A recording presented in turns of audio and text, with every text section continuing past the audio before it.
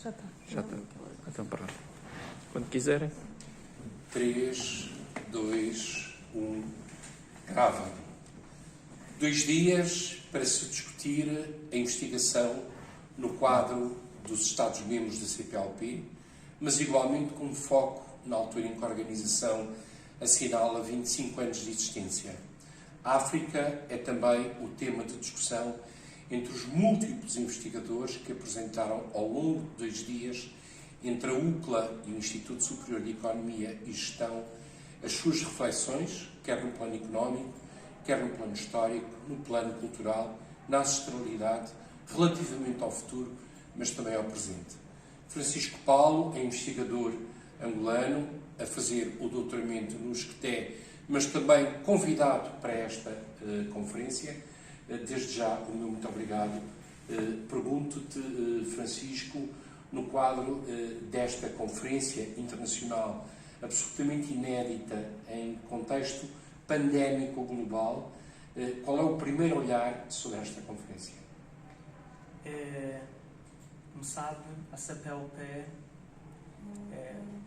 eu enquanto jovem, em Angola, eu sou da província do Zaire. Saí do Zaire quando tinha 14 anos, 96, devido à guerra, fui a Luanda para estudar. E o primeiro contato que eu tive com a CPLP, na altura, o secretário executivo era o Dr. Marcolino Moco. Então, ouvia sempre da CPLP, mas notava que, de facto, são mais os líderes políticos que circulavam entre os países, porque os cidadãos, como da CPLP, não há livre circulação entre o angolano ir para o Brasil, ou o brasileiro ir para Moçambique, ou para... Não esta... Não havia uma circulação de pessoas e bens. É verdade. E tive sempre curiosidade em conhecer a funcionalidade da CPLP. Felizmente, em 2011, participei num encontro de empresários da CPLP, promovido pela CPLP na altura. Fui como um dos palestrantes, como economista, para poder discutirmos questões das trocas comerciais a nível entre os países da CPLP, porque o volume de trocas comerciais é muito reduzido. Portugal, ou o Brasil, exporta para Portugal, mas no âmbito da União Europeia.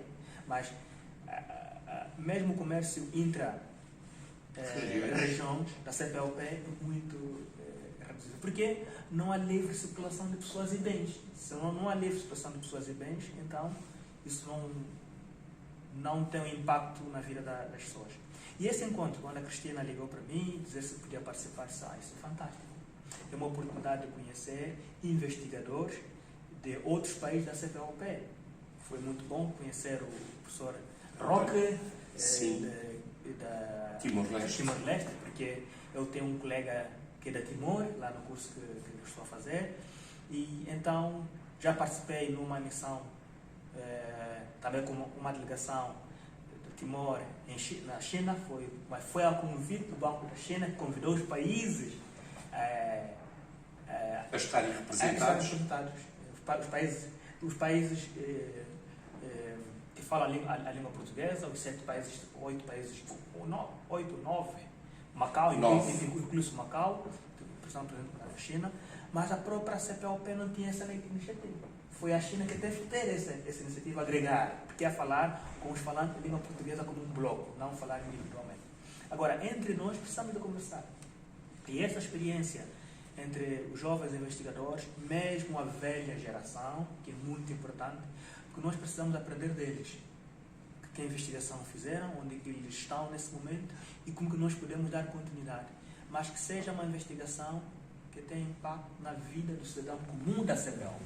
Ou seja, na tua opinião, enquanto economista e enquanto investigador, tu achas que é importante que haja aqui um cruzamento de gerações, no fundo, entre um saber adquirido e um saber que se inicia, mas que possa, do ponto de vista das políticas públicas, servir aquilo que é a razão de ser do Estado, as pessoas. Exatamente. Que tenhamos orgulho de sermos da CPLP, que haja circulação de bens e serviços de conhecimento entre os países da CPLP. Porque a língua portuguesa é importante no mundo. São cerca de 250 milhões de falantes. É importante no mundo a língua portuguesa.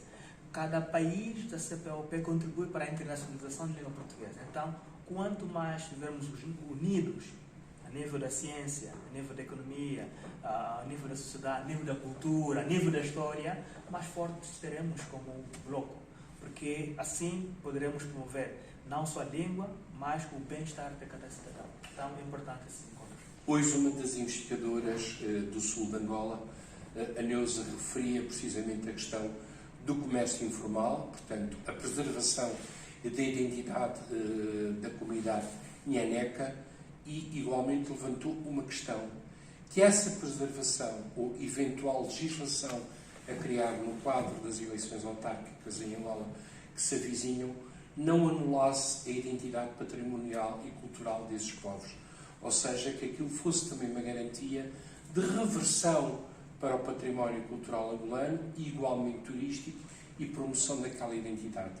Enquanto economista, tu achas que esta triangulação pode ser feita não anulando a especificidade desta identidade, no caso concreto, por exemplo, do sul de Angola? Claro, disse que a beleza está na diversidade. Se todas as cores fossem azul, não haveria arco-íris. Então devemos respeitar a identidade cultural de cada povo, aprender os seus hábitos, mas, e falando a língua portuguesa é um fator de união. Falamos todos português, mas devemos respeitar as comunidades locais. No quadro da sua diversidade. Diversidade, isso que enriquece a cultura e enriquece a própria língua portuguesa, porque a língua portuguesa também bebe das outras línguas.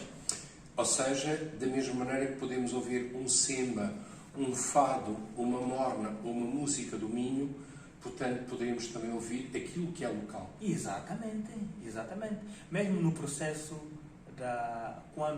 no processo da descoberta, quando os portugueses em 1482 chegaram a Foz do Rio Zaire, foram até o rei do Congo, foi, em princípio, as primeiras relações foi de respeito mútuo das comunidades locais. De uma reciprocidade. Reciprocidade. Mais adiante, infelizmente, perdeu-se isso. E é importante que isso seja feito. É importante. E este encontro pode permitir... Pode. Mesmo essa troca de gerações, troca de informações entre... Por exemplo, as apresentações dos colegas do Brasil, pelo Rafael Carolina, sobre a cultura, ver alguém do Brasil a estudar a história de África na perspectiva brasileira, mas também ver o próprio africano estudar a história na sua própria perspectiva e conjugar essas ideias. Porque a cultura africana, infelizmente, tivemos é mais oral. Uma parte da cultura africana é mais oral. Não transcreveu-se. Infelizmente, só o Egito e outra parte que conseguiram escrever nas grutas, entre outros, mas... E essa oralidade, infelizmente... E depois, morreu, porque a nova geração não presta mais atenção aos velhos. Porque o velho na aldeia é biblioteca. Exatamente. Às noites sentávamos na fogueira, lá no Tumboco, para ouvir a história dos velhos. É assim que nós obtínhamos o conhecimento.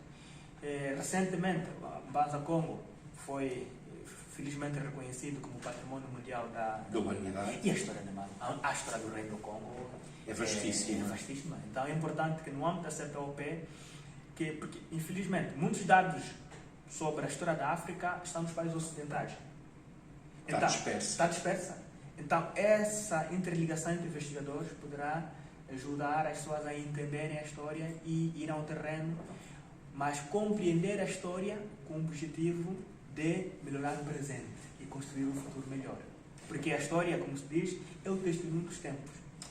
Nesse domínio, e citando-te a história do testemunho dos tempos, tu concordas quando eu ontem perguntava, portanto, ao embaixador Boaventura, que foi Ministro da Cultura em Angola, se era relevante, quer do ponto de vista da articulação com a CPLP, mas do ponto de vista dos 55 Estados-membros da União Africana, na tua perspectiva, enquanto economista, achas que era relevante criar-se um fundo intercontinental ou continental que pudesse fazer esse resgate cultural por onde o património africano está disperso? Claro.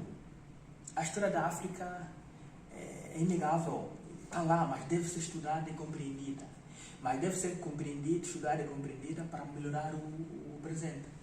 A África agora está com um grande projeto que é a zona continental de livre comércio. Todos os países, 54 países, querem criar Um corredor comum. E vê como está a União Europeia. Unidos conseguimos ir longe e fortes, sustentável. Sozinho ninguém, as pessoas não conseguem caminhar sozinho. Então, esta união é importante. E essa união, e é importante que o Ocidente encara isso, que a União Africana, a União de facto, não é ameaça para o mundo. Na verdade, é o benefício. Porque quanto mais unidos, mais fortes seremos. Se a União evita-se conflitos. Os conflitos existem por causa da desunião. Então, vamos unir a África, mas as infraestruturas é muito importante. E depois, é importante que os próprios africanos tenham em mente que eles devem ser os autores do seu próprio desenvolvimento. A Europa vem para ajudar, a América vem para ajudar, mas nós temos que saber que a África queremos construir. Ou seja, haver uma cooperação complementar. Exatamente. Tu falaste há bocado na União Europeia e há a questão da zona euro. Eu pergunto, enquanto economista, tu defenderias, em termos da União Africana, uma moeda comum para o continente? É muito cedo. É muito cedo. E não devemos ter pressa ao tomarmos decisões. Porque para nós construirmos uma casa, precisamos do alicerce. É possível construir uma casa sem alicerce? É. Mas 24 frágil. horas, mas qualquer vento... Abana. O vento está a sair, o UK, a Inglaterra está a sair. Do Brexit. Mas, ok, essa abanão não é assim tão forte. Porque a união é coesa, os alicerces foram... São fortes. Então, por que falar moeda comum se não temos estradas comuns? E se há assimetrias? Eu estive numa conferência, fui a Senegal a uma conferência, em 2019. Tive que vir a Portugal, sair de Luanda para Portugal, Portugal para Casablanca, Senegal. Tive que vir à Europa para chegar a outros países africanos. Porque não há interligação direta entre os países africanos. A questão das infraestruturas é muito importante. É muito importante. Todas as infraestruturas, felizmente a África não tem muita descontinuidade geográfica, é vasta, então pode-se construir estradas, pode-se construir caminhos de ferros para unir. Porque se essas bases não forem feitas, a União Africana, aliás, a União Monetária será muito frágil. Vê que sabe que os países francófonos têm o franco. Mas depende da França, porque não tem uma estrutura feita. Então não vale a pena. One step at a time. Quer dizer que devemos construir passo a passo. Step by step. Exatamente. Day by day. Exato. Um dia de cada vez. É verdade. Tu dizias há bocado, e para terminar, uma expressão em Kikongo que se diz obrigado. Ok. Tondele. Muito obrigado, Sim, eu, sim. Francisco Paulo. Foi um encontro com o Francisco Paulo neste segundo dia em que, durante 48 horas, a comissão organizadora deste primeiro encontro, Jovens Investigadores da CPLP, discutiu o presente e o futuro da África e já está anunciado, como aqui ficou definido pelo professor António Fonseca e a sua mentora deste projeto, Cristina de Abril, que 2022 trará a esta sala ou a outra capital uma nova reflexão em torno da investigação, mas também do pensamento e daquilo que pode ser a reafirmação da comunidade dos países de língua portuguesa. Muito obrigado.